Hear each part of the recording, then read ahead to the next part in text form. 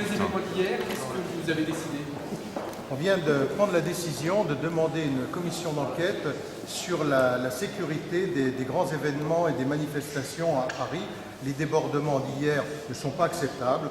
Je pense qu'ils étaient prévisibles et il y a eu un vrai défaut d'organisation de la préfecture de police de Paris. Alors, est-ce que cela relève directement de la décision du préfet ou est-ce que c'est le ministre? Mais nous devons avoir toute la lumière sur l'incapacité que le ministère de l'Intérieur a eu à encadrer cette manifestation. Est-ce que vous appelez à la démission de Manuel Valls, comme l'a fait Claude Poiscaille? Se pose clairement le fait de la chaîne de décision au ministère de l'Intérieur. Alors, ça relève du préfet de police de Paris ou peut-être directement du ministre de l'Intérieur. Ça, c'est à M. Valls de prendre ses responsabilités, savoir s'il les assume directement ou s'il les reporte sur le préfet de police. Vous faites un lien avec l'encadrement des manifs pour tous, qui sont beaucoup plus cadrés d'après vous? On a vu les excès de zèle de M. Valls au moment de la manif pour tous. Je vous rappelle d'ailleurs, ça a été plusieurs centaines de milliers de personnes qui ont été rassemblées sans qu'il y ait une vitrine de brisée, sans qu'il y ait une voiture ou une poubelle de brûlée. Aucun incident. Et les excès de zèle de M. Valls, vous vous souvenez de le voir passer en revue, marchant le pas chaloupé, le menton relevé, l'œil noir, la tête tournée, pour passer en revue les troupes de CRS avant d'aller affronter les mères de famille et les landaux. Je ne vais plus dans le plan avec les casseurs.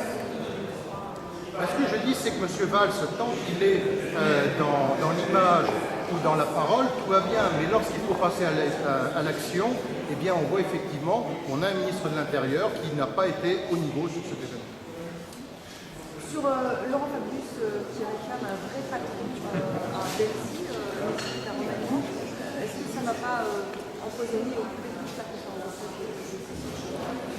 Écoutez, si j'osais, je dirais que je suis en train de devenir fabiusien, parce qu'effectivement, il n'y a pas de patron à Bercy. Le constat, on le partage avec M. Laurent Fabius. Une aromanie globale?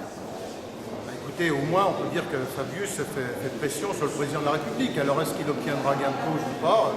Rendez-vous jeudi. Vous demandez quoi pour percer la tête blanche avec les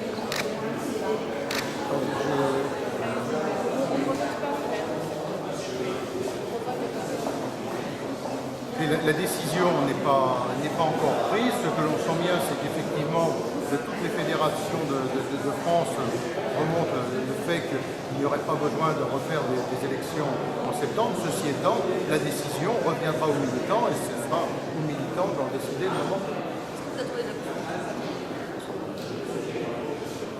Après les coups de semonce européens, le dérapage sur nos déficits, le fait de reporter de 2 ans, c'est en fait une fuite en avant, puisque au lieu des 2,9 de déficit annoncé, on va être à 3,7, donc un dérapage sans précédent que le président de la République annonce clairement un changement politique. On verra si effectivement il va dans cette voie jeudi, mais rien n'est possible. Continuer dans cette voie-là, c'est catastrophique. Je crois que tout le monde le mesure bien aujourd'hui.